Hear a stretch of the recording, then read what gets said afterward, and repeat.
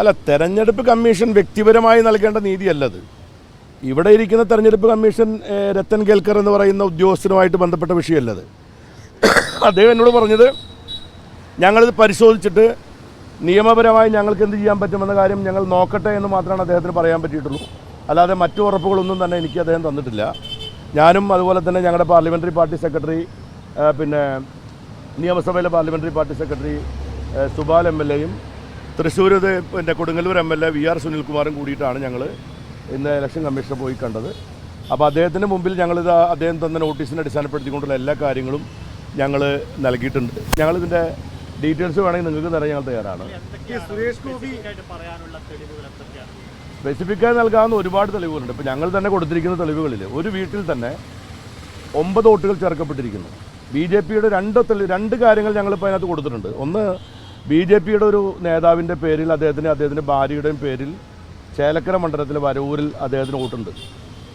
ആ വോട്ടുണ്ടായിട്ടും പിന്നെ എങ്ങനെയാണ് ഇവിടെ വോട്ട് നേടുന്നത്? ഇവിടെ അദ്ദേഹം വോട്ട് നേടിയിരിക്കുകയാണ്. അപ്പോൾ രണ്ടിടത്തും ഒരേ സമയം അദ്ദേഹം വോട്ട് കിട്ടിയിരിക്കുന്നതാണ്. അതിൻ്റെ അർത്ഥം എന്താണെന്ന് വെച്ചാൽ അദ്ദേഹം തെറ്റായ അഫിഡവിറ്റ് കൊടുത്തിരിക്കുന്നു എന്നുള്ളതാണ്. BJPയുടെ നേതാവ് ഉണ്ണികൃഷ്ണൻ എന്ന് പറയുന്ന മറ്റൊരാൾ മലപ്പുറം ജില്ലക്കാരാണ്. ഇവിടെ മറ്റൊരാളുടെ പേരിൽ വോട്ട് ചേർത്തിരിക്കുകയാണ്. അങ്ങനെ നിരവധി ആളുകളുടെ പേരിൽ ഇങ്ങനെ വോട്ട് ചേർക്കുന്നത് എന്തിനു വേണ്ടിയിട്ടാണ്?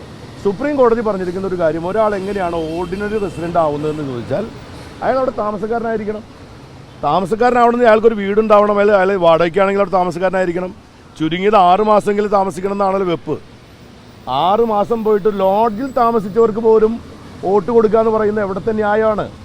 BJPയുടെ മെമ്പർഷിപ്പ് നേടാൻ വേണ്ടി മിസ് കോൾ അടിച്ചാൽ മെമ്പർഷിപ്പ് കിട്ടുമെന്ന് പറയുന്നത് പോലെ പാർലമെൻറ്റ് ഇലക്ഷൻ വോട്ട് കിട്ടാൻ വേണ്ടി BJPക്കാരായിട്ടുള്ള വോട്ടർമാർക്ക് അവർക്ക് ഇഷ്ടപ്പെട്ട മണ്ഡലത്തിൽ മിസ് കോൾ അടിച്ചാൽ വോട്ട് കിട്ടുന്നത് പോലെ ഒരു പോസ്റ്റ് കാർഡ് കൊണ്ടുകൊടുത്താൽ വോട്ട് കൊടുക്കാനാണോ ഇലക്ഷൻ കമ്മീഷൻ ഇരിക്കുന്നത്? അതിനാണോ ഇലക്ഷൻ കമ്മീഷൻ ഈ പറയുന്ന ഈ റൂളുകളൊക്കെ കാറ്റിൽപ്പെടുത്തിയിരിക്കുകയാണ്? ഞാൻ അതിനകത്ത് വിശദമായിട്ട് പറഞ്ഞിട്ടുണ്ട്. ആ റൂളുകൾ ഏതൊക്കെ റൂളുകളാണ് കാറ്റിൽപ്പെടുത്തിയിരിക്കുന്ന കാര്യത്തെ സംബന്ധിച്ച് വളരെ വിശദമായിട്ടുള്ള റിപ്പോർട്ട് ഞാൻ അതിനകത്ത് പറഞ്ഞിട്ടുണ്ട്.